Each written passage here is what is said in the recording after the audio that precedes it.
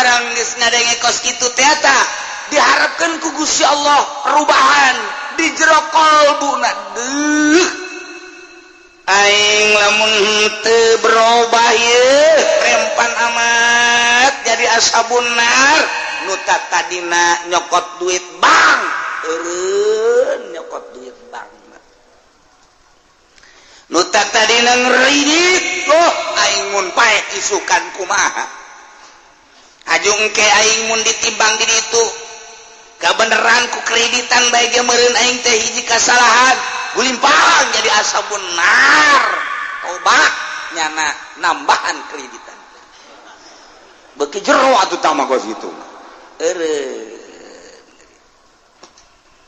duh nu kamari aing ambalayah ya urusanana sagala bajidor geus puguh meureun nu mabok. Assalamualaikum. A'udzu billahi minasy syaithanir rajim.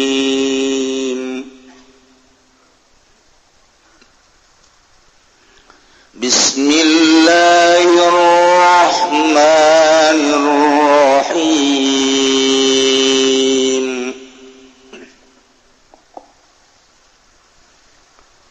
Walaqad ji'nahum bikitabin fassalnahu ala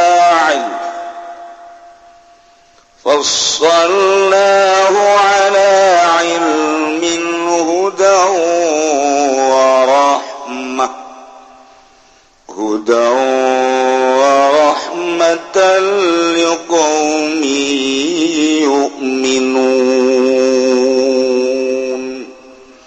Allahu a'lam bibaradi walaqad miyaki teman-teman nekani sunagum huming ahli Mekah ahli Mekah tak tegese ahli Mekah bi kitabin kalawan kitab Qur'anin tegese Quran fassalna kang merinci sunagum ing kitab bayana tegese mertalakeun sunagum ing kitab bil ikhbari kalawan nyaritakeun wal wa'di lan janji wal wa'id lan ancaman di bil akhbari kalan pirang-pirang caritaan wal wa'di wal wa'id ala ilmin la tetap ingat azwaru halin tegese iku dadiha ay alimin bima fusila fi tegese kang waru kabeh kalawan barang kang den perinci maping dalam kitab udan hale kang nuduhkeun halun minal hae kuda dihal saking warahmatan lan walasasi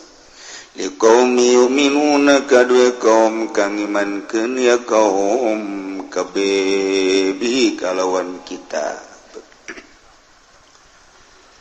hal yanzuruna illa ta'wilah يوم يأتي تأويله يقول الذين نسوا من قبل قد جاءت رسل ربنا بالحق فهل لنا من شفعاء فيشفعوا لنا أو نرد فنعمل غير الذي كنا نعمل قد خسروا أنفسهم وضل عنهم ما كانوا يفترون.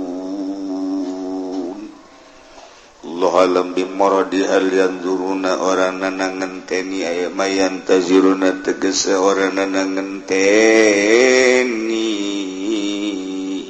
ya kufar Mekah ila tawila wanging tawilanane kitab akibat mafi tegese akibat barang kang tetap ing dalam kitab yauma yating dalam dina tega tawilu batawilan kita wa yaumul kiamat tawi yaumiku dina kiamat yaqulul ladzina nasu ucap sepowong ake kang pada lali atau meninggalkan ya ladina kabeh in yaumin goblok saking sadurunge taraku min goblok saking sadurunge ya titawilu taraku tegese ninggal ya alladzina al-iman bihi iman kan bi kalawan kitab Qad Rasulullah Rabbina ngucap-ngucapin lapan Qad Rasulullah Rabbina teman-teman teka opo pirang-pirang utusan pangeran ingsun sadaya bil haqqi kalawan haqq kalawan benar fahallana min syufa'a maka nata ikut tetap kada ingsun sadaya opo pirang-pirang kang nyafatan fayasfa'ulana maka enta nyafatan ya syufa'a lana kada ingsun sadaya awal nuradu anata tawanata dan balikan ingsun sadaya ila dunia maring dunia fana mala maka entang amal kan ingsun sadaya goyrol ladzi kunna namalu ing liane kang ana ingsun sadaya iku migawe ingsun sadaya nuwahidullah tegese nauhidkeun ingsun sadaya ing Allah wa natuku syirka lan ninggal ingsun sadaya ing syirik yuqalu lahum maka den ucapakeun lahum kari alladzina opalla ora qala ta'ala nadaw Allah ta'ala qad khasiru teman-teman tunai alladzina anfusahum ingawaka alladzina asaru ila lilad tegese dadi alladzina maring iku maring rusak wa dhalla lan ilang dhaba tegese ilang anu saking alladzina maka yaftarun apa barang kang ana ya alladzina kabeh iku gawe-gawe alladzina kabeh min da'wa syirik saking ngaku ing syirik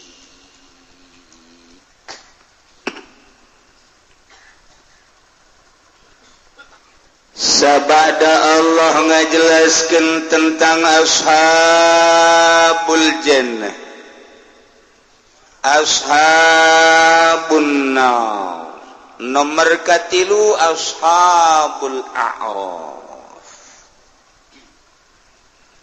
lamun jelema amalna lobaan ka bagus borok loba sanajan sagede sieun ashabul jannah lamun jelema amalna begitu diproses ditimbang ternyata lobaan kana goreng sanajan lobana henteu terlalu loba sagede sireum ateul doang tetep neraka lamun ditimbangna ratanya na teu berat ka bagus teu berat ka goreng diteundeun heula ku Allah diamankeun di a'raf nu bisa neuleuh ka sorga bisa neuleuh ka neraka mun neuleuh ka sorga nyana ketap-ketapan heroi hayang geura ngagajleng bae ka sorga mun neraka mengkerut bangun ijib luar biasa bahkan dirobah ku Allah beungeut nage mun neuleuh ka sorga beungeutna caang hera mun neuleuh ka neraka beungeutna hidung luar biasa mantak ku ari geus dihidungan ti heula ku Allah nu hideung beungeutna sing hade waktu orang negro hari dan kabe, engke mah di akhirat. Sabada Allah ngajelaskeun seperti eta, Allah teh berharap supaya makhluk-makhluk manusia ieu hatena bisa berubah.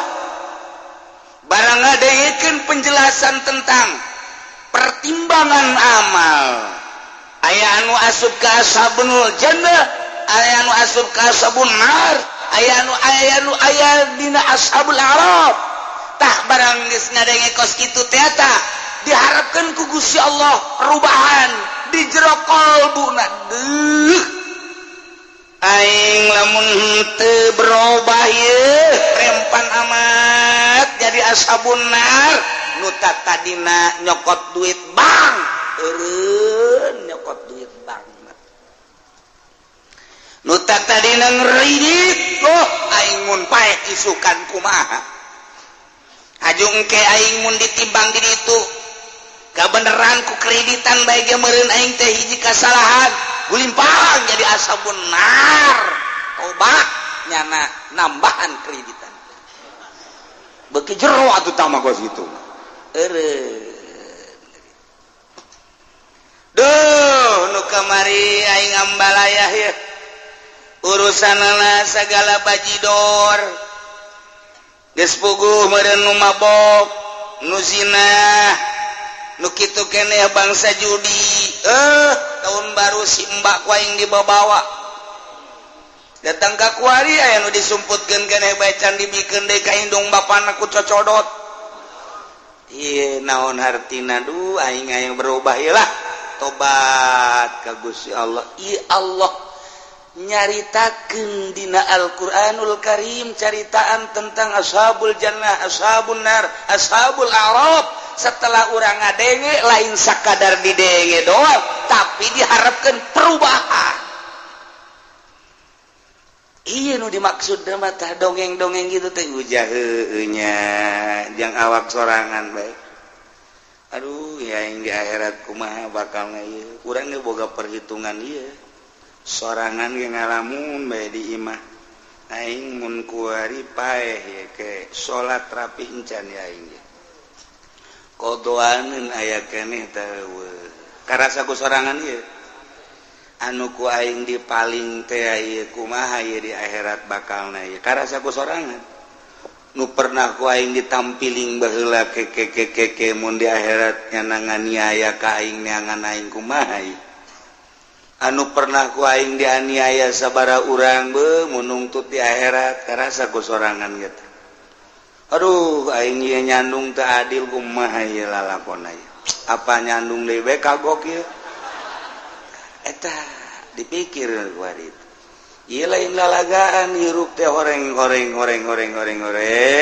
Al-Qur'an ngajelaskeun duh kunaon aing urusan hulu nu handap bae hulu nu luhur teh diurusan ieu aing ku bidug-bidug teuing jadi jelema ku bloon-bloon teuing aing jadi jelema teh kuari aing dihebat-hebat ku jelema boga pamajikan opat dihebat-hebat di jawara-jawara engke di akhirat bakal kumaha ya aing tuh sia maka karakter kitu gajusieun bae tetep nyandung mah nyandung bae sia mah suka jusieunnan karakter kitu bae ge atuh ulah nu penting nu dirobah lain ulah nyandung na adilna sia mah sok salah bae moal atuh mah nyandung buku dititah atuh ulah neuleuh awewe anu boga salaki tuh sabaraha rangdan nu teu boga salaki saha nu urusan nya lamun teu dicandung atuh nu sabenerna mah kaum wanita ge kuduna menitahan ngaragap dada beuh mun aing jadi rangda nya ngora keneh aju aing meureunanan eueuh nu mileuleungkeun aya ge anu nyandung ka aing teh lah aing mah teu daek bae karunya diri aing ieu lamun aing anak aya 5 aya 6 kemudian nu daekeun aya ge nu nyandung ka aing beuh mun nasib kos kitu di aing geus bae atuh kuari mah salaki titahan ka gitu jakula ngaragap dada ieu mun kura jadi rangda kumaha geus atuh kawin bae si anu karunya tuh aya yatim asana hujan teu naon teu geledeg sing jeleger lamun awewe anu ngarti seperti eta ngarti ka Al-Qur'anul Karim insyaallah nah ieu diharapkeun teh perubahan urang maksiat mana nu kurang kuari di stop lalaunan dagang nu teu pati bagus eureunnan tu keneh pergaulan umur teu nyaho bae isuk bapa geto mangkaning ieu kuari mah dedengean teh loba jasa nu maot ngadadak si anu maot ngadadak mun terjadi ka aing paeh kuari atau zuhur atau asar ya aing kumaha ieu mun can tobat mulai kuari dilempengkeun deuk di ka Allah keun kuari pikiran aing hate aing ruh aing deuk di ka Allah keun ditobatan kuari nu dimaksud teh ya perubahan lain sakadar didengekeun tapi berubah mun kamari urang cinta ka Tuhan Syekh merekna ngan sakadar 100.000 dimonggo ieu mah 1 juta geus kaburu paeh tah asana galedeg gede hese dek berubah teh hese boro-boro eta hayang rada lalagaan we heula udang jam 2 jam 3 lalagaan hayang udang we heulanan ulah waka ibadah udang ngaroko hese deui we heula sakitu we ku hese eta neuk iraha ieu perubahan-perubahanan mun maca sholawat kurang dibere ku guru teh manta salat 11 lah dek ditambahan ku urang ieu waktu aya urang na senggang kemudian atuh sehat dek dimenangkeun we 100 mah eueuh teh pikiran kadinya malah ieu guru loba amat mere 11 teu nyaho diri teh mah guru ambu jadi nyarekanan guru ieu kira urang perubahan tanya diri urang sedengkeun paeh teu nyaho wa isuk wa pageto sia can berubah pikiran perubahan baheula tanu dimaksud dicaritakeun tentang ashabul jannah ashabun nar ashabul araf kuari introspeksi diri Aisyah awak bakal asup ka mana asana mun kieu bae asana mun kieu mantak Gusti Allah ngajelaskeun tentang sasakalana baheula ketika Kangjeng Nabi diangkat jadi Rasul kemudian Kangjeng Nabi teh diberi mujizat bentukna Al-Quranul Karim dibejakeun ku Kangjeng Nabi ka ahli-ahli Mekah nah ieu khusus jang ahli Mekah umumna jeung saantero jadi berarti khusus dina nuzulna ieu ayat teh jang ahli Mekah umumna jang urang jeung sepanjang masa terus bae sia deh kumaha ieu cek Gusti Allah walaqad ji'nahum bikitab yakti jelas demi gaulan nu agung ngadatangkeun ka ahli-ahli Mekah ka kupar-kupar Mekah bi kitabin kalawan kitabiane Al-Qur'an ya Quran Muhammad bejakeun ke ahli Mekah sebagai tanda karasulan anjeun mukjizat Al-Quran bedakeun anu di jero Al-Quran teh fassalnahu ala ilm kaula nu agung geus ngajelaskeun isi kandungan Al-Quran teh dengan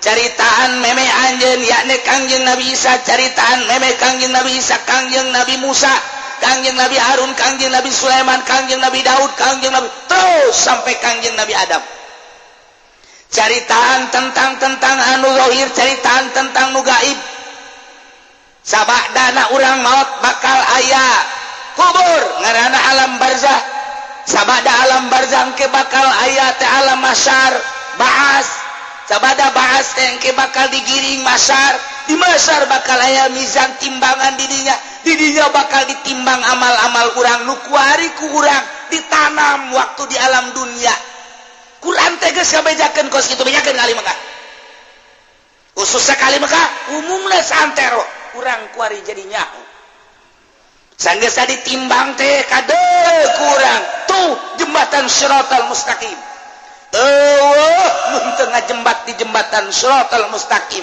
fassalnahu kaula geus kajelaskeun di jero Al-Qur'anul Karim teh dengan caritaan-caritaan semacam eta di dieu caritaan teh termasuk hukum-hukum dimimiti hukum nu wajib datang ka hukum nu haram hukum nu sunah hukum nu makruh hukum nu mubah hukum anu batal hukum nu sah dan lain sebagainya Al-Quran geus ngajelaskeun fassalna ala ilmin kanyahoan teteleun jajadianan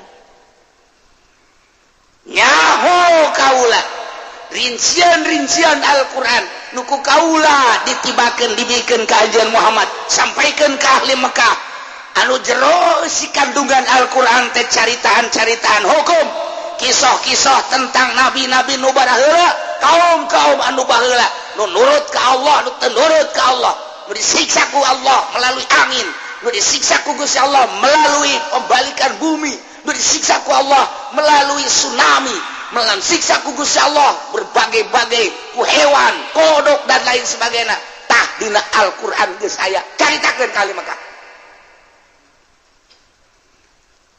Dicaritakeun deui di jero Al-Qur'an teh tentang wa'di. Janji-janji Allah. Anu andai kata manusia mendapati janji Allah surga. Oh, mun aya manusia anu teu menepati aturan-aturan Allah diberi ancaman neraka. Bedakeun Muhammad. Kabeh dikayahokeun rincian-rincian eta teh ku kaula je aing cek Gusti Allah anu nurunkeun ge. Nu mantap ieu Al-Qur'an teh hudau wa rahmatal liqaumi yu'minun sebagai petunjuk. Ulah neangan aturan-aturan nu sejen. Geus bae kaula nurunkeun anjeun Muhammad dibere kitab sebagai mukjizat Al-Qur'an ngaranna nu ditafsir di jerona berbagai-bagai sebagai hudan pituduh dek jadi pamarentah neangan petuduh Al-Qur'anul Karim hudan urang dek dagang sebagai ekonom dek berekonomi ulah hese-hese neangan petunjuk ti aing hudan Quran jadi petunjuk untuk berekonomi pasona siadek berbudaya hirup di mana sia nu sesuai jeung budaya na budaya Islam budaya Al-Qur'an baca Al-Qur'an bejakeun budaya-budaya Islami yo geus aya di Al-Qur'an ulah neangan hese-hese petunjuk lah hudan Al-Qur'an sebagai petunjuk endek naon deui teknologi si hayang nyieun kapal babari buka Al-Qur'anul Karim ayat di jero Al-Qur'an sebab Qur'an mah fassalnahu ala ilmin hudan teangan kumaneh ayat-ayat anu nuduhkeun kana teknik-teknik di Al-Qur'anul Karim sebab Al-Qur'an geus dijamin sebagai hudan pituduh endek leangan ilmu naon deui ya aya awewe kurang ditanya aju nyana nyiduan teh banget kos kitu nanya aing ka tasbih siapkeun Al-Qur'an teh hudan sebagai petunjuk. Ya Allah ya Rabbi ulah maca dina Al-Qur'anul Karim laqad jinakum bi kitabin fassalnahu ala ilmin hudan abdi jelas nyata dek maka pituduh Al-Qur'anul Karim sedangkan lamun dibaca ayatna qala Yusuf li abihi ya abati inni raaitu ada asalu kau kabawas samsa wal qabaratun sajid dibaca 75 kali kuari tiupkeun ke arah imahna abdi yakin hudan baca Quran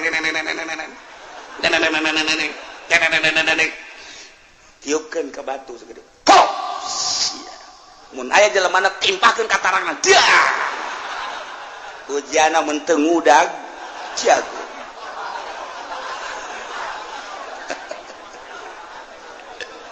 hudan nek hayang naon coba ayo Masya Allah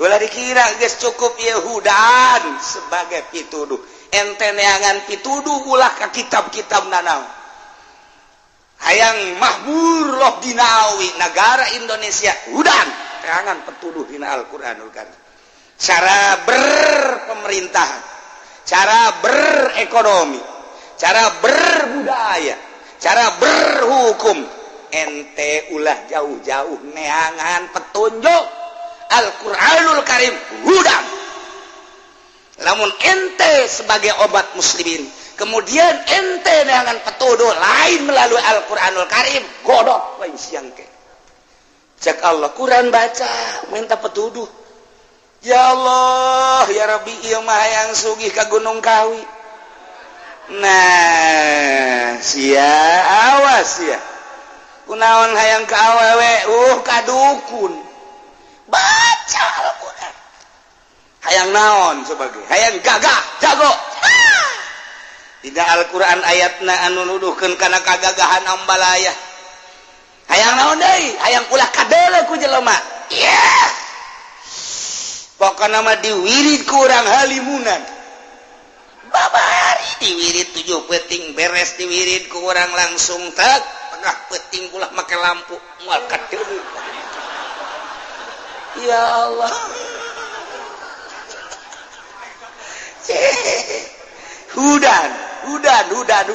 hudan tancapkeun tanamkeun di jero dada urang-urang sebagai umat muslimin cinta Allah cinta Kangjeng Rasulullah cinta Al-Quranul Karim buka Al-Quran sebagai petunjuk ayat baik walaqad ji'nahum bikitabin fassalnahu ala ilmin hudan sebagai pituduh ieu teh lain hiji ayat tu jaritakeun hudan urang dina alif lam mim zalikal kitabul la raiba fihi hudan lil muttaqin ieu ge hudan liqaumi yu'minun sebagai petunjuk bagi kaum iman urang iman ka Allah iman ka Kangjeng Rasulullah iman ka Al-Quranul Karim tinggal dipake hudan kunaon ka babawa ku lain Islam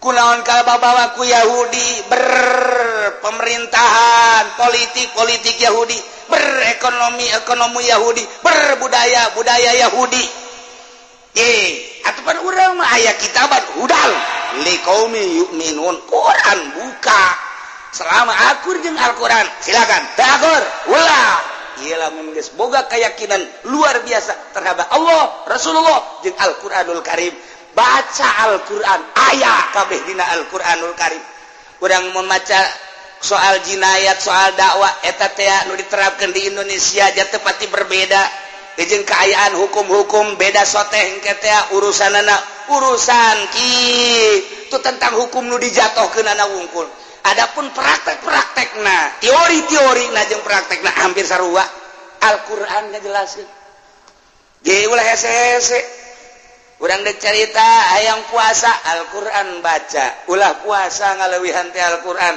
ieu mangke cak Al Hikmat ulah buka sia di magrib buka-buka engke jam 3 peuting nya luncatkeun bukana abeh gagah sia aju bukana make cabe rawit 7 atuh geus siap-siap bae sia sariawan paeh sia ge Al-Quran buka deuk make naon aya dina Al-Quran deuk naon geus sebagai petuduh Al-Quran urang iman ka Allah iman ka Kangjeng Rasulullah dibaca kurang Al-Quranul Karim kunaon teu dijadikeun petunjuk atuh ya Al-Quran hudal liqaumi yu'minun sok lagi bakal mantep ngan urang maya nafsu di awak urang jadi urang manuturkeun teh kahayang nafsu urang lain nuturkeun petunjuk nu mantap tinggal ditunggu bae siksa ti Gusti Allah Subhanahu wa taala urang lamun nyaritakeun tentang pamaubokan baheula mah kapan di kota kuari mah di lembur geus mararabok mun baheula nyaritakeun tentang perzinahan di kota kuari di lembur mun baheula nyaritakeun tentang copet garong di kota kuari mah ambalaya pamarentah jeung rakyat berjamaah maling beda bahasa doangnya nama bahasana korupsi urang mah bahasana ngagarong maling nyopet ala hadin sawa alfadzun mutaradifatun bima'nan wahid cek ahli mantek mah beda-beda lapad tapi maksudna mah lapad maknana mah eta-etan korupsi maling garong maling maling copet maling kana mantap kata kos kitu teh ngaranna alfadzun mutaradifatun bima'nan wahid ngan keren doang korupsi keren kadengina padahal eta teh garong bupati korupsi bupati garong gubernur korupsi gubernur garong tapi urang teu asa kagarongan barang ngadenge gubernur urang ditahan lantaran korupsi biasa bae urang sebab bahasana dibaguskeun tapi lamun kieu mah woi gubernur urang garong tah urang kadadar rada asup hah garong masya Allah ngagarong nu satu ngagarong urang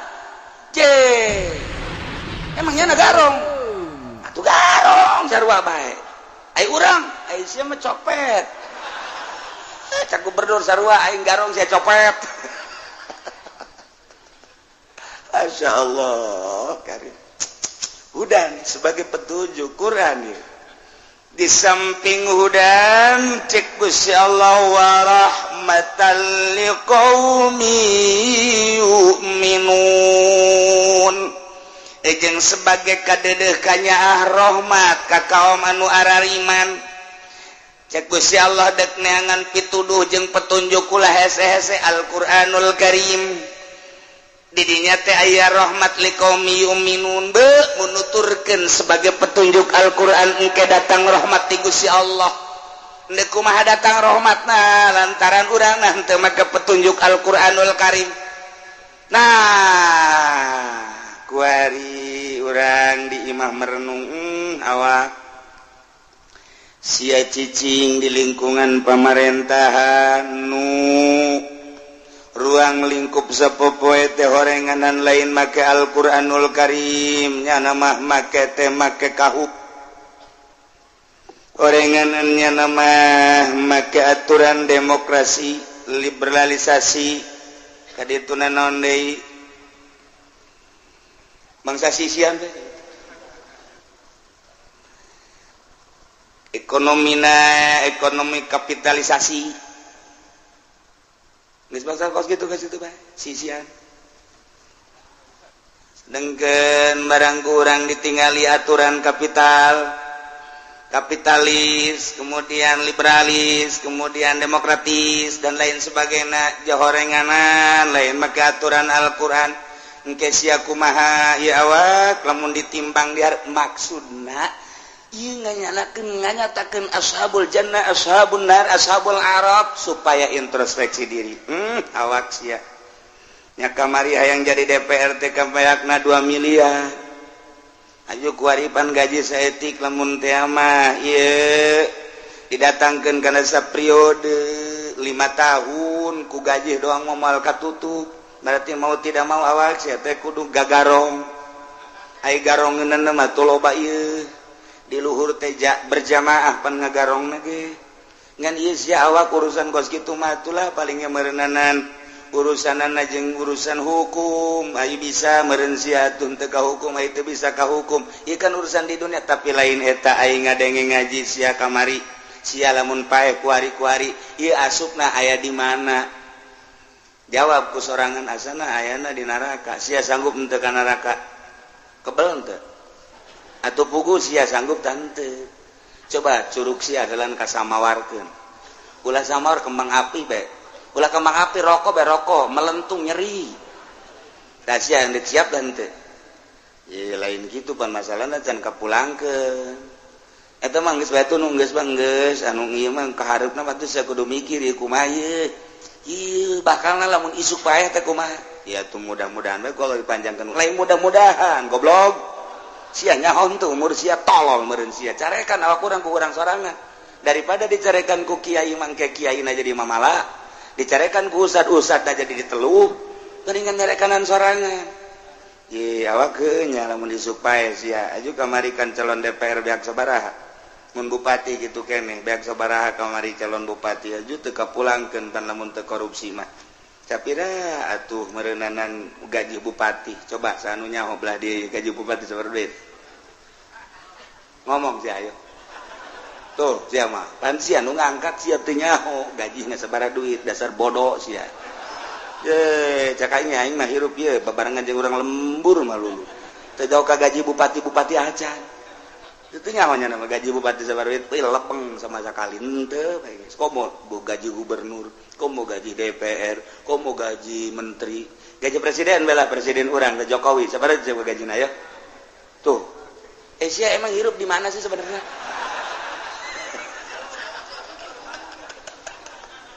teu nyaho ka gaji pugu sia nu ngaji teu nyaho eta ka gaji kos kitu masyaallah paingan kumaha teu korupsi kumaha nah ieu ge belah dia mun ditanya teu nyaho barego kabeh sok doang make jas segala naon gaji bupati teu nyaho nya ge sabaraha gaji bupati teu nyaho ayo urang mah emang beberapa babarengan jeung urang lembur kabeh urang mah geus kajen urang mah urang lembur ge nu penting di akhirat ka gak kajen nyana ditu nu hebat make dasi ka neraka lah pokona mah urang mah geus boga yakin ainul yakin bahwa urang ka mana waduh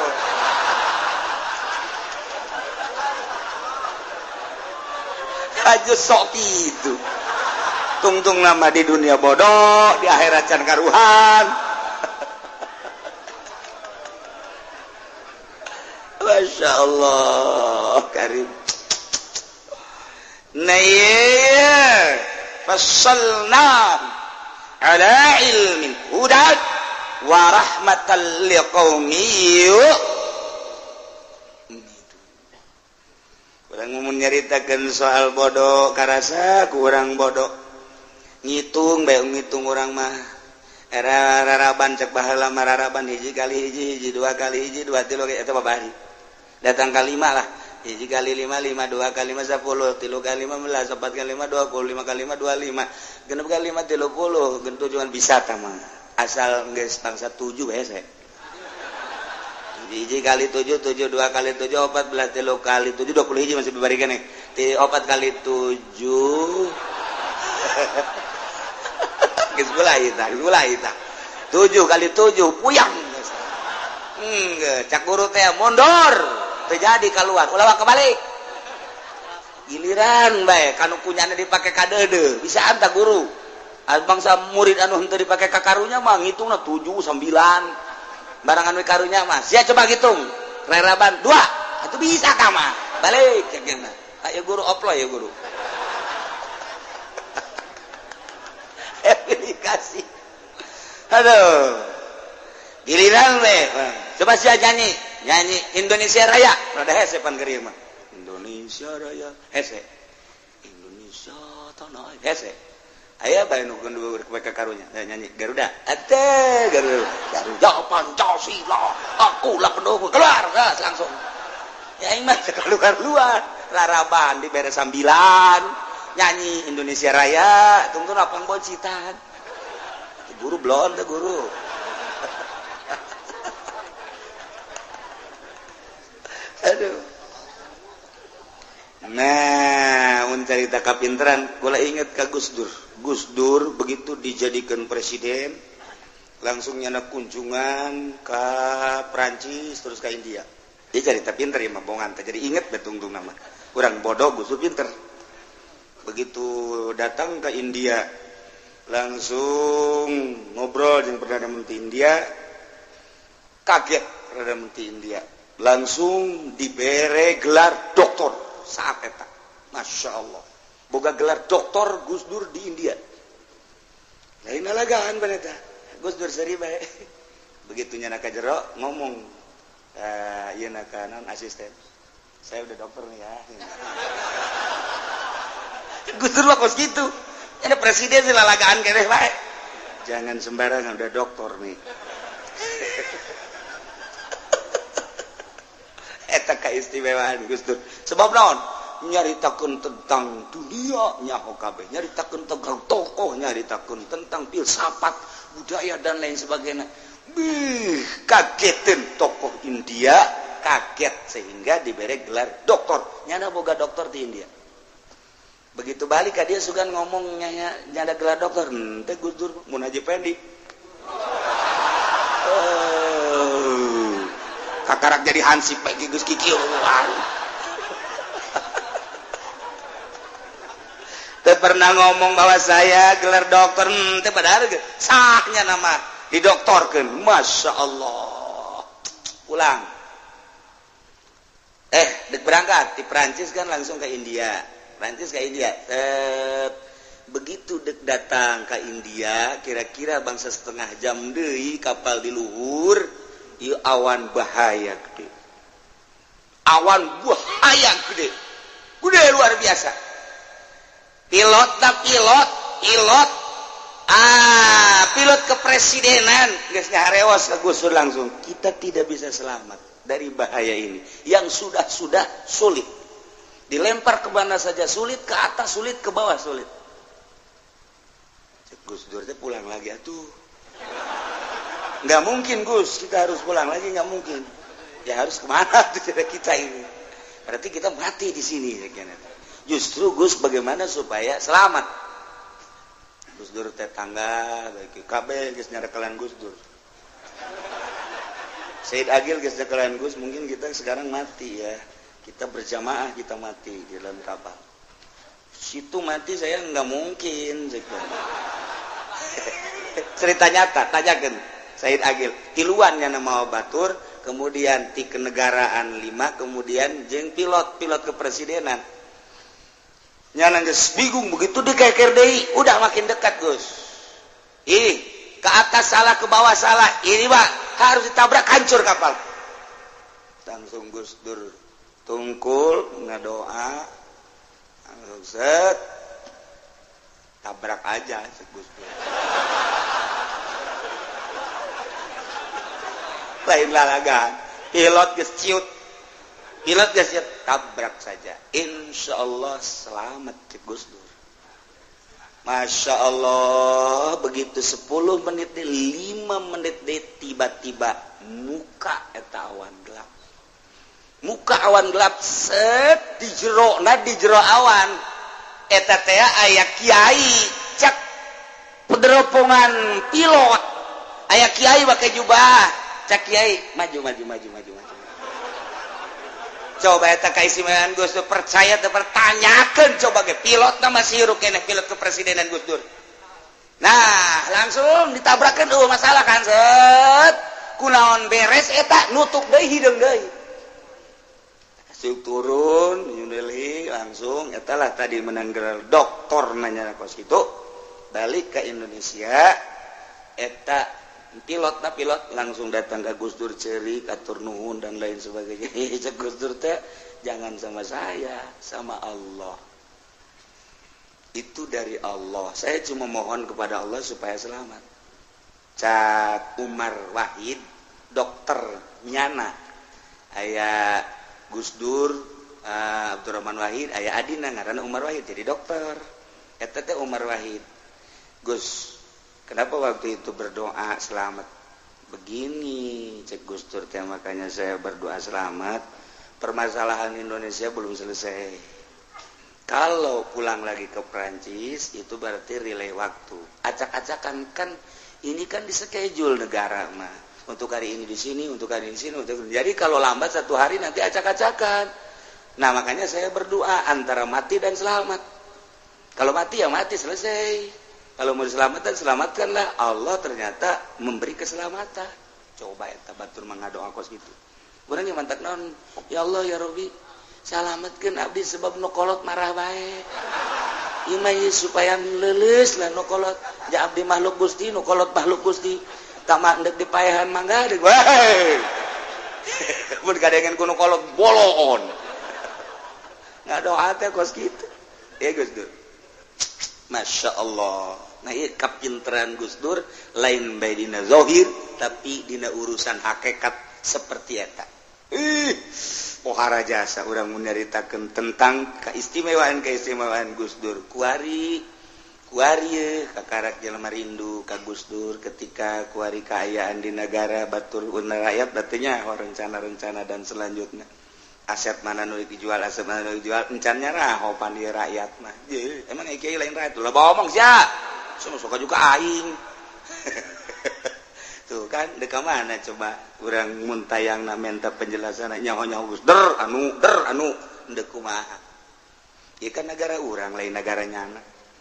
Urang kan bagian negara Ibu Pertiwi. Ya Allah ya Rabbi. Nah, ielah Quran.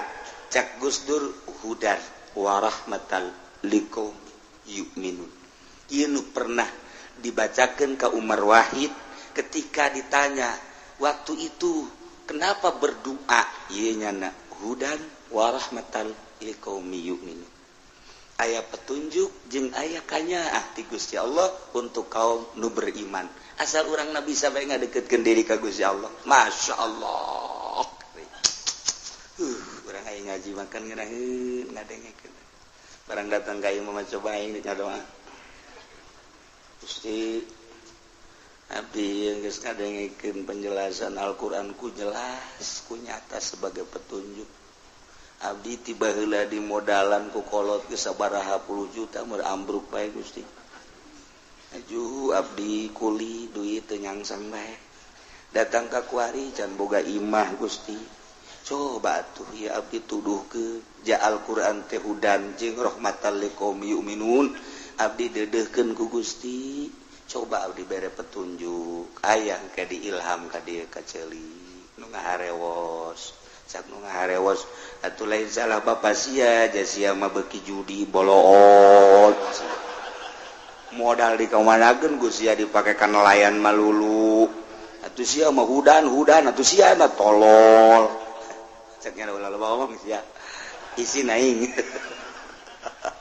hudan wa rahmatal liqaumi yu'minu masyaallah bari urang mulai mun urang dagang coba introspeksi ya dagang urang bener apa henteu ja aya dina Al-Qur'an aturan-aturanna mun urang dagang kumaha syaratna coba mun urang gade kumaha ja aya cara-carana hudan itu Al-Qur'an teh sebagai petunjuk coba mun tani nu bener tani ja aya dina aturan Al-Qur'an cara ngabibitanana cara kitu naon nyayanana dan lain sebagainya engke ngazakatna kitu keneh lamun urang ngawarung kitu keneh mun urang bisnis kitu keneh dan lain sebagainya ja aya horeng aturanna sebab Al-Qur'an teh fassalnahu ala ilmin hudan wa rahmatal liqaumi yu'minu ya Allah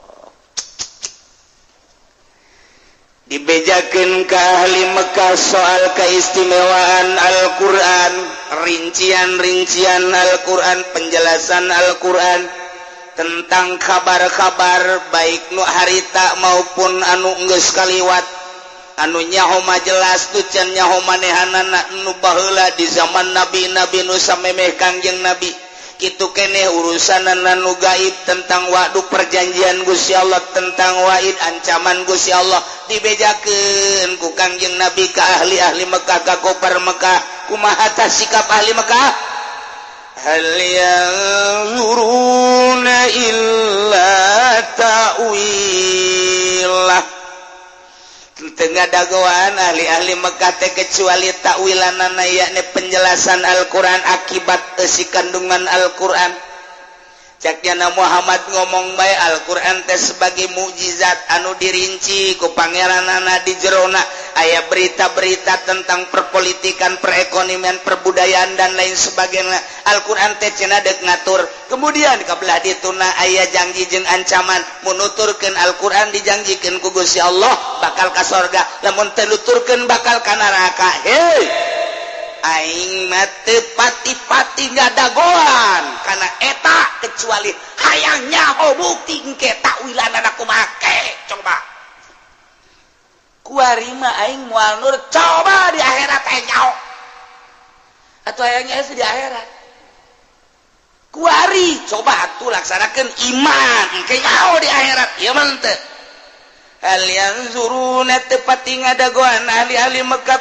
kufar Mekah illa tawila kecuali akibat si kandungan Al-Qur'an nu bakal jelas nyata tentang wa'di jeung wa'id engke jaga di akhirat nu mantap jalma teu iman ka Allah teu iman ka Kangjeng Nabi teu iman ka Al-Qur'anul Karim eta Nasrani lain teu maca kana kitab suci Al-Qur'anul Karim dibaca kunyana lantaran dina kitab Injil geus aya penerangan-penerangan tentang turuna Kangjeng Nabi urang Kangjeng Nabi Muhammad tentang kitab Al-Qur'anul Karim tapi manehanana ieu asup kana ayat hal yanzuruna illa ta'wilah tepati ngadagoan nyana kecuali hayang nyaho akibat si kandungan Al-Qur'an buktina coba engke kumaha ta Al-Qur'an kuari bah sia-sia aing bae sia Al-Qur'an aing bah Injil bae sia Al-Qur'an aing bah Taurat bae sia Al-Qur'an aing bah Zabur bae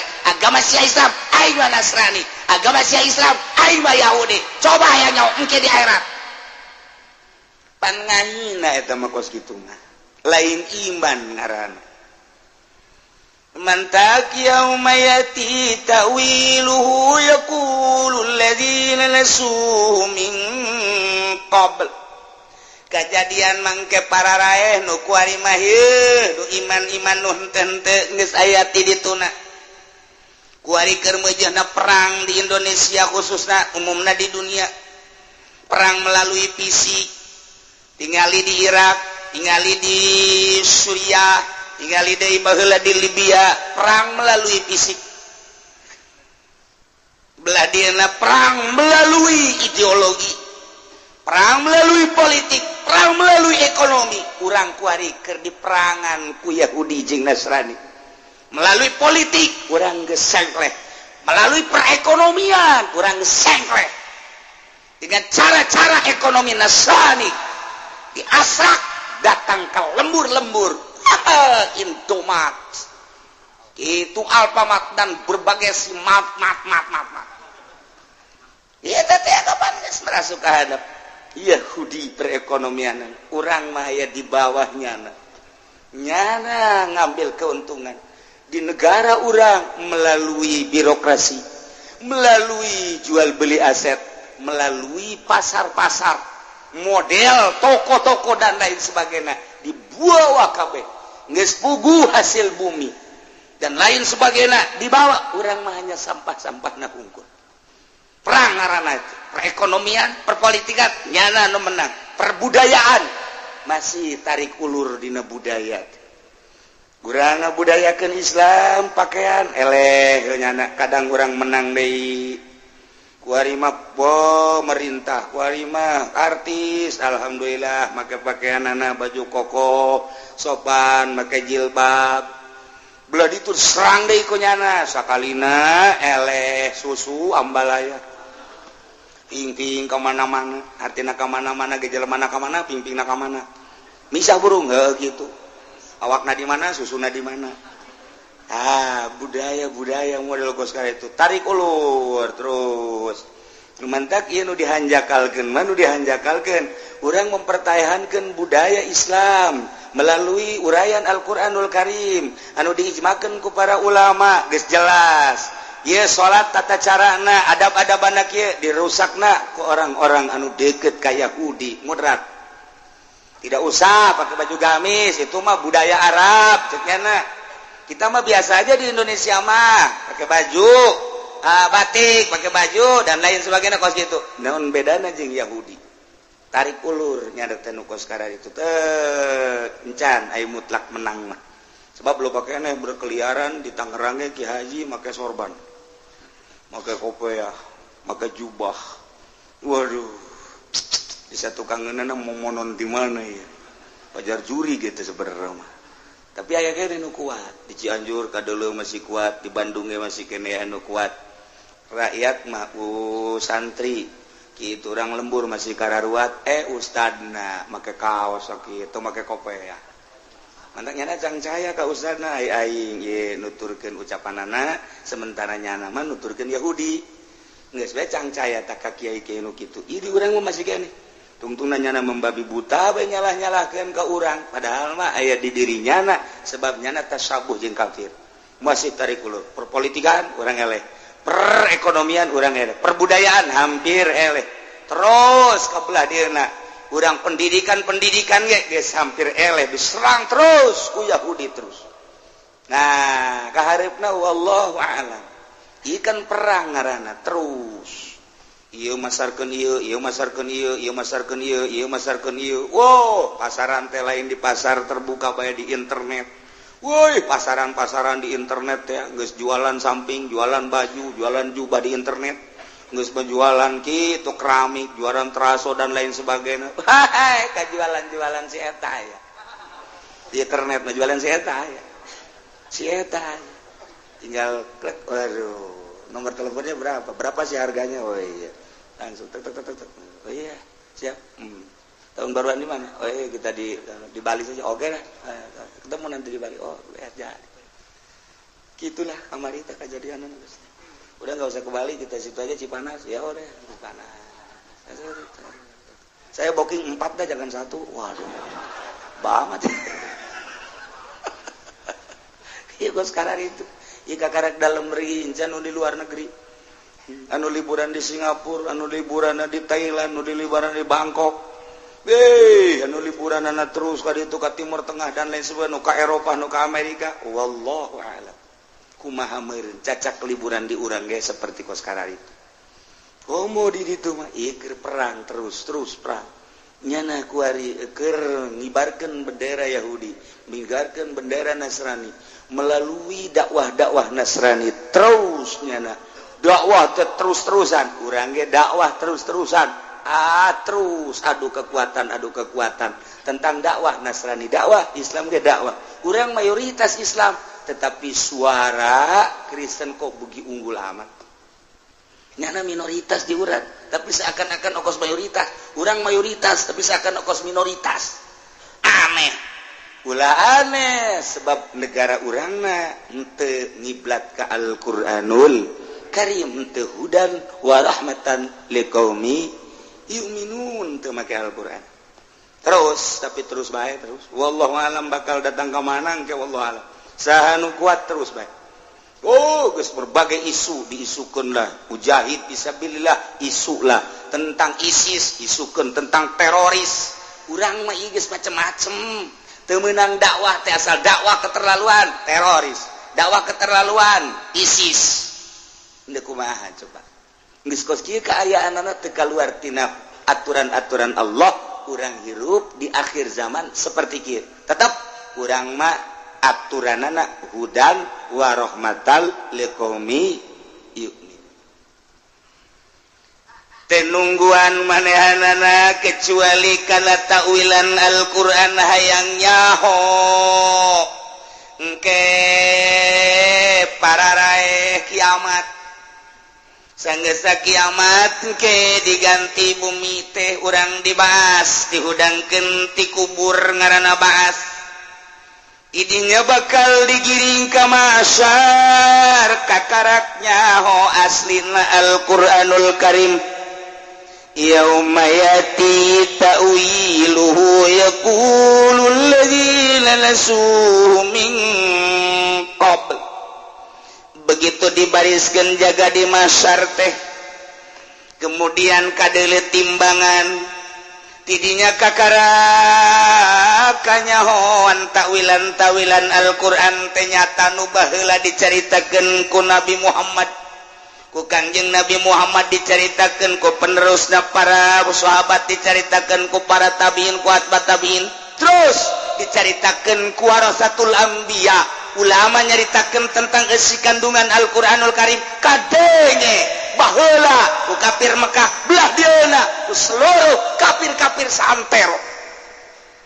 Anu di Amerika kafir ngadenge, nu di Inggris kafir ngadenge, Jerman, Jepang, di Hong Kong ngadenge kabeh, termasuk di urang di Indonesia kafir-kafir teh ngadenge kana penjelasan Al-Qur'anul Karim nu nyana ge sarua bae. Coba buktikan nanti di akhirat.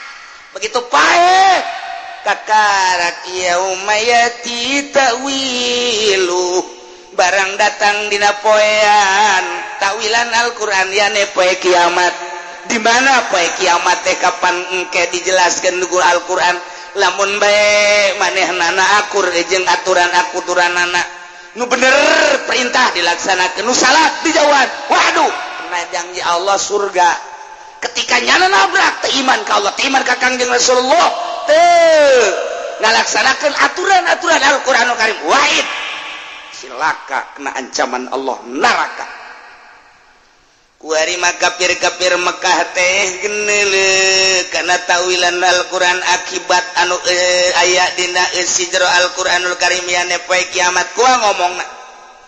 Yaqulul ladzina nasu ngaromong jelema-jelema anu naringgalkeun kana Al-Qur'anul Karim nu memeh kiamat baheula nyana dicaritaan tentang Allah teh pangeran teh Allah. Jika Al-Qur'an dicaritakeun bahwa Nabi akhir zaman teh Muhammad, dicaritakeun bahwa hukum-hukum teh ulah kaluar tina Al-Qur'anul Karim. Dek naon dina Al-Qur'an, urusan wajib, urusan haram, urusan sunnah, urusan makruh, urusan mubah, urusan sahih, urusan batal geus aya dina Al-Qur'anul Karim. Nyana ngabaikeun kana Al-Qur'anul Karim baheula keur waktu di dunya, kuari nyata di hareupeun nyana aya neraka. Kumaha ngomongna?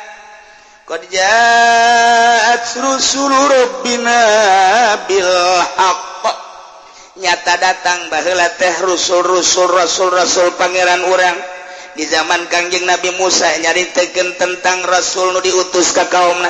di zaman Kangjeng Nabi Isa nyaritakeun Rasul diutus ka kaumna da Kangjeng Nabi Isa teh lain pangeran nu kuari ditritunggalkeun Kangjeng Nabi Isa na bakal dipanggil emang maneh ngaku pangeran Gusti paralun abdi mapan Rasul Gusti nu kuari disebutkeun naga tritunggal eta teh tilu tapi tunggal tegar ti urang mah nyaya tilu hiji kadang-kadang Kangjeng Nabi Isa teh bersifat manusia keur jadi manusia kadang-kadang Kangjeng Nabi Isa teh jadi pangeran keur bersifat pangeran nyaritakeun tentang kemanusiaan Isa buktina nyaritakeun tentang ketuhanan Isa maksudna jadi urang mun nyaritakeun tentang Tuhan Isa tentang manusia Isa gitulah Kristen mah jadi dianggap bahwa nyana adalah penolong nyarita manusia na Isa keur carita penolong nu bakal nulungan teh Isa pangeran nu mantaknya na teh ngabogaan kasih sayang ilah cek orang Kristen dibuktikan ke di akhirat qad ja'at rusul rabbina bil haqq nyata geus datang para utusan pangeran urang kalawan mawa bener ketika Isa diturunkan ke dunia mawa hak jak-jakna lagi ke ulama lain pangeran tapi seorang Rasul Kangjeng Nabi diturunkan komo Kangjeng Nabi mah ulama mawa teh ngan sakadar tabligh mawa karisalahan Quran buktina nyaritakeun tentang politik aya dina Quran ekonomi aya dina Al-Quran budaya aya dina Al-Quran jeung segala rupa tanyakeun ka Al-Quranul Karim iyalah nyana kuari geus nemah kafir nu baraheula di zaman Kangjeng bae heulanana horeng bener eta Quran kadeuleu ku urang kuari tuh bendera Muhammad kadeuleu tuh bendera si Jahal Abu kadeuleu kuari bendera para sahabat para mujahid fisabilillah kadeuleu bendera aulia Allah kadeuleu bendera ulama kadeuleu bendera anu bakal diberangkatkeun kapilah-kapilah tersebut ka surga Allah nyana leuleuh pemandangan ku mata nyana sorangan ieu bendera Abu Jahal ieu bendera Firaun bendera Namrud termasuk tokoh-tokoh nu kunyana dituturkeun geus cuk cerek bae nyana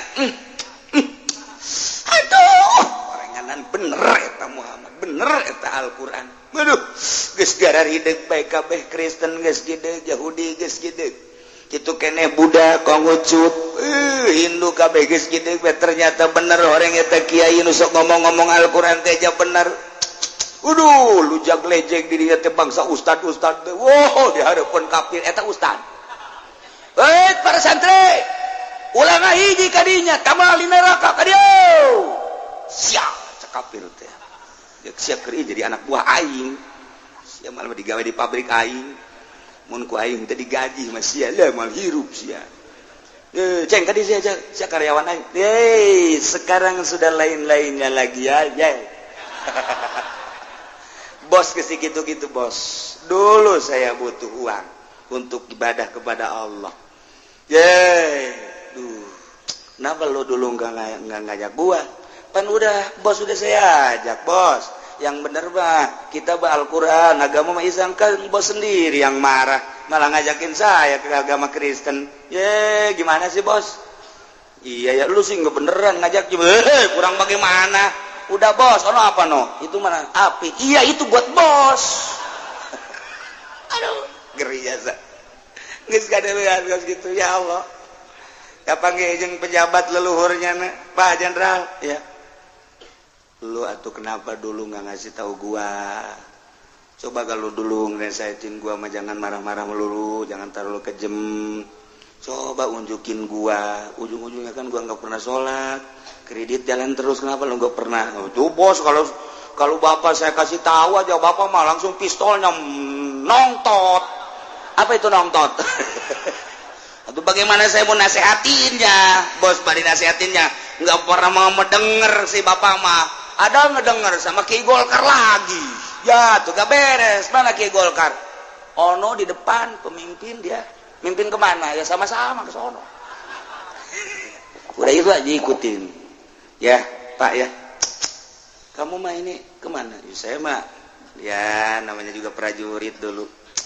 Sholat saya terus, puasa terus, saya mau biarin lah gaji juga kadang-kadang mah ya seada-adanya aja. Saya mah alhamdulillah ngikutin kiai yang bener waktu dulunya.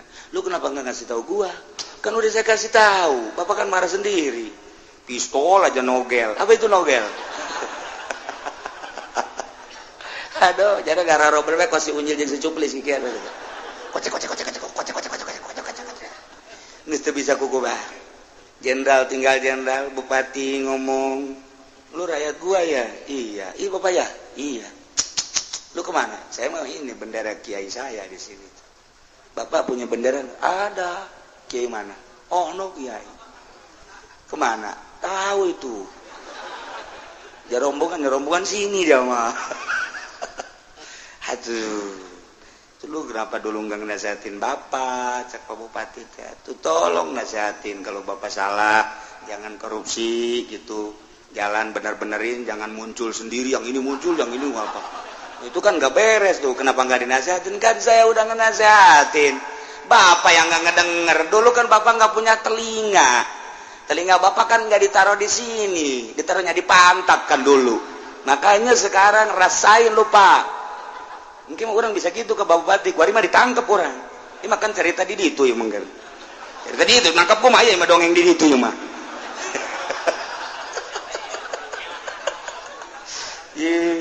Bupati marah-marah nyana ka rakyat lantaran rakyatna mah loba nu ka sorga. Wah, kurang urusan jalan bae nyungsep nyana.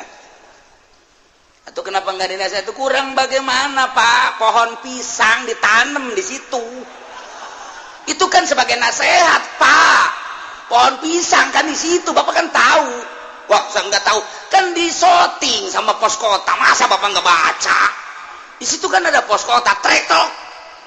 Besoknya kan ada muncul di situ. Jalan jurusan Pasar Kemis ditanemin lele. Masa bapak kagak tahu? Kan punya lurah. Atau lurahnya aja panggil.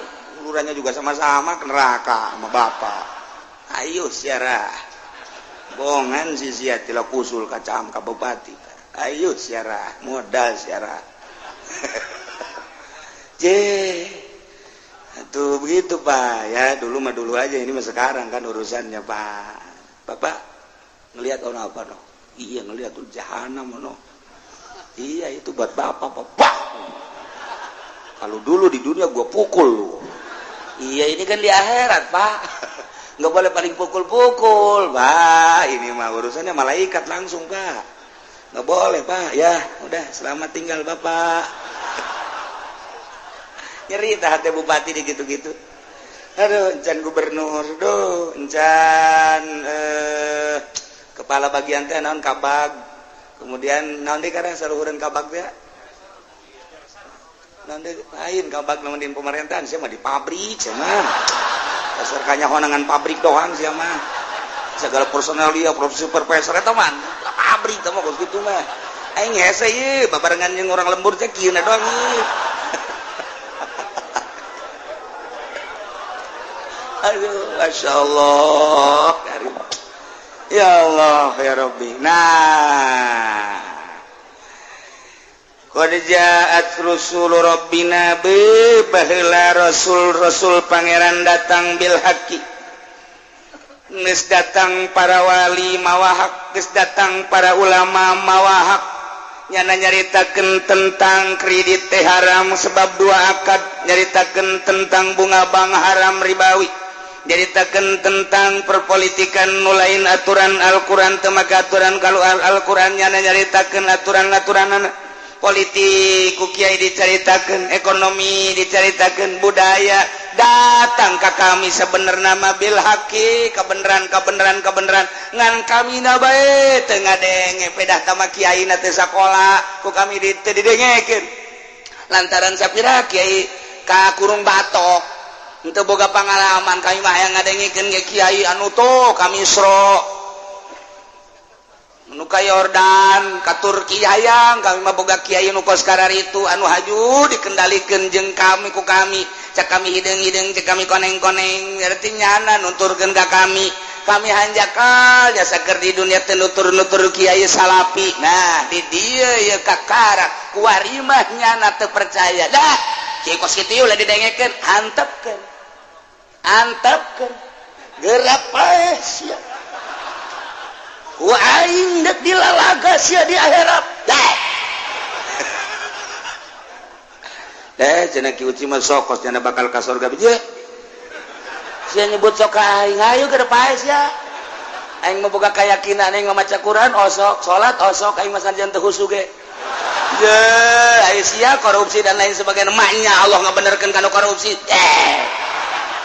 keyakinan aing mah kajian kumaha ge ayo ngadu sia di akhirat teu make uci teu mau sombong aing sekali-sekali nyombongan sia mah wani aing lamun kawali aing teu wani aing ka sia mah aing wani aing kan sok udang ti peuting zikir teu wani aing ge sombong aing ka modal sia mah aing wani aing cak aing wani kos gelut bae sih kos gelut urang geus tamat ieu set neuleuh anu kuda-kudana cenget disepak ku aing rekas wani atuh sarua ibadah ge potongan korupsi kos kitu wani aing dihareupeun Allah kajian kumaha ge lamun Allah ngasorgakeun sia henteu dikandarakakeun aing ujianna demo ka Gusti Allah sebab naon tetep make Al-Qur'an Gusti mah anu korupsi ke surga aya di ka surga mah ka surga tetep kulub bae heula itu atuan urang ge aya aturanan Al-Qur'an ja Al-Qur'an hudau wa rahmatan liqaumi yu'minun bacakeun ku urang ka ditu di hareupeun Allah tah kitab Gusti hudan nyana teh teu hudan masa neuk dikasorgakeun ja abdi mah hudan waduh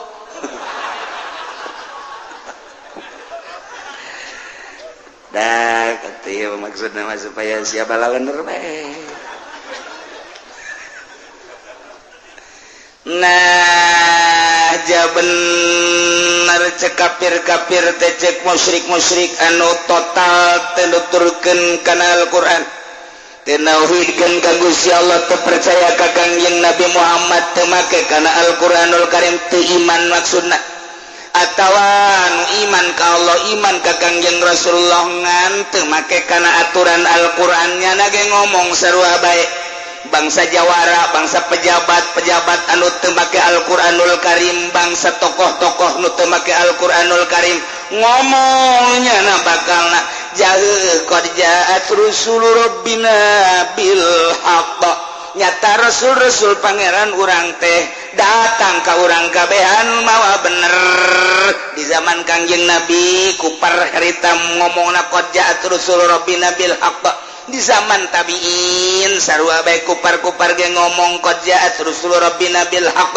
di zaman urang kuari ge jaheueuh horenganan qad ja'at rusul rabbina bil haqqi eta bangsa kupar-kupar zaman ayeuna bangsa jelema nu teu make Al-Qur'an iman ka Qur'an tapi teu make kana Al-Qur'an diharam-haram ge terus bae ditabrak ku nyana di akhirat bakal ngomong jaheueuh horenganan nu diharam-haram teh bukti nyata wari kumaha kelanjutanana fahallana min syufa'a fayasfa'u lana boga kahayangna kafir-kafir teh ngan dua kitu keneh bangsa pejabat-pejabat anu terlena dina bobolokot ku dosa ngan dua kitu keneh bangsa jawara-jawara anu bobolokot ku dosa ngan dua kahayangna nomor kahiji nanyakeun nu nyapatan nomor kadua mun nu bisa nyapatan maka mimah balikeun deui bae ka dunya bertanya-tanya jana ge kabehan fahalana min syufa'a aya eueuh kami anu nulungan coba teangan jelema-jelema anu bisa nulungan fayasaulana anu jigna manehanna engke nulungan kami coba teangan coba juru selamat nu baheula dikasih-kasih Isa alaihi salam Tritunggal teu melu juru selamat Uzair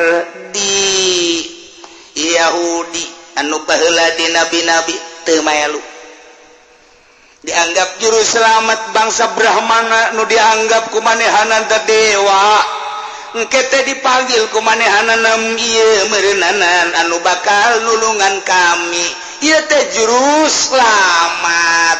Coba tuh kasih kami salamatkeun teu melu.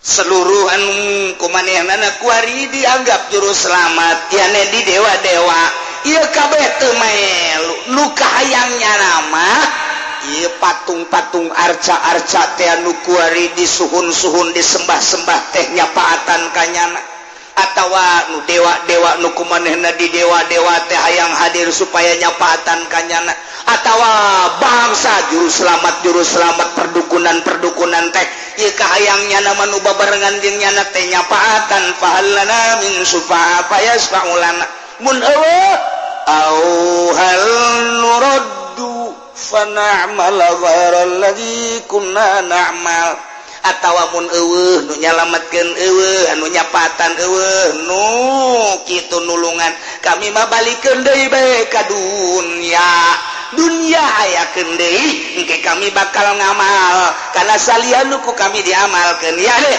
mun baheula kami kafir kami teu dawidkeun ka Gusti Allah deuk ninggalkeun persirikan deuk nuturkeun Al-Qur'anul Karim di zaman urang ku ari Al-Qur'an mun ca Qur'an haram kami moal mun ca Qur'an wajib kami deuk mun ca Qur'an ulah kami moal kami balikeun deui bae ka dunya kami siap deuk nuturkeun ka dunya ka aturan Al-Qur'anul Karim harapan tinggal harap geus eueuh kudu balik deui mah masyaallah kumaha Allah ngajawab fayuqulu lahum cak Allah heuy kafirin heuy musyrikin heuy asin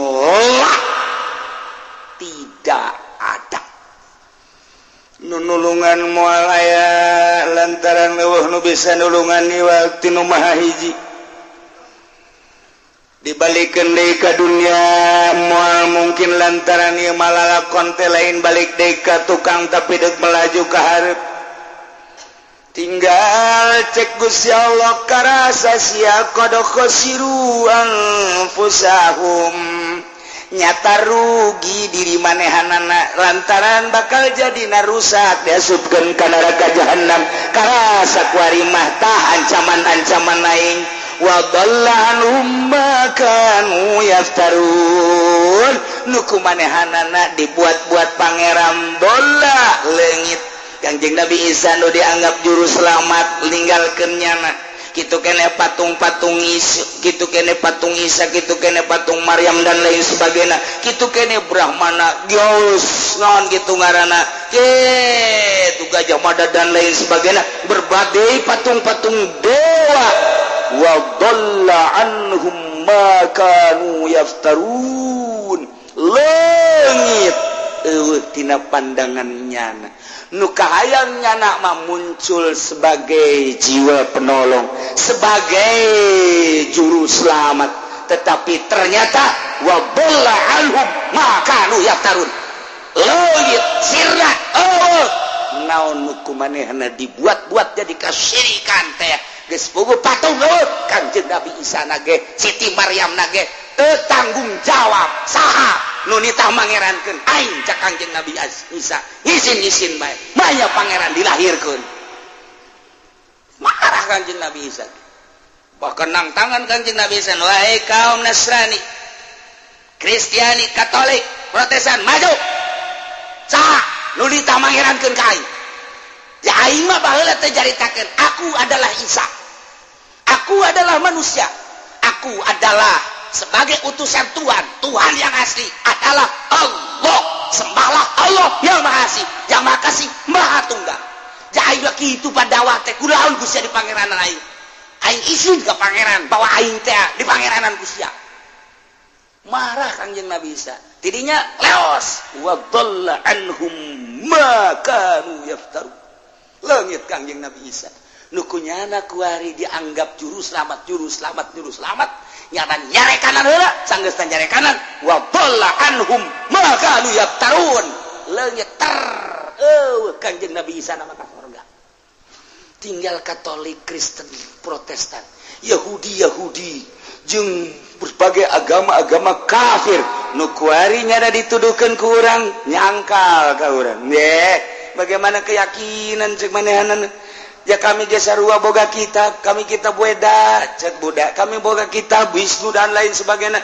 kami boga kitab Taurat kami boga kitab Injil lain Al-Quran bae boga kitab suci lain muslimnya kami ge baroga kuari mah kitunya na ngomongna jagang ke di hari jagang ke di akhirat urang mah kuari alhamdulillahirabbil alamin nyulusup hidayah ku Gusti Allah diasupkeun ka dada urang nu mantak sing hade ulah leupas sing hade jaddidu imanakum bila ilaha illallah perbaharui iman maneh ku ngucapkeun la ilaha illallah nah nu mantak besi aya anu encan talkin zikir lantaran loba yang nu talkin zikir nu enggeus atuh geus nu endek insyaallah Jumat hareup urang talkin zikir deui jang naon ieu jang jaddidu imanakum bila ilaha illallah ke geus datang ka akhirat mah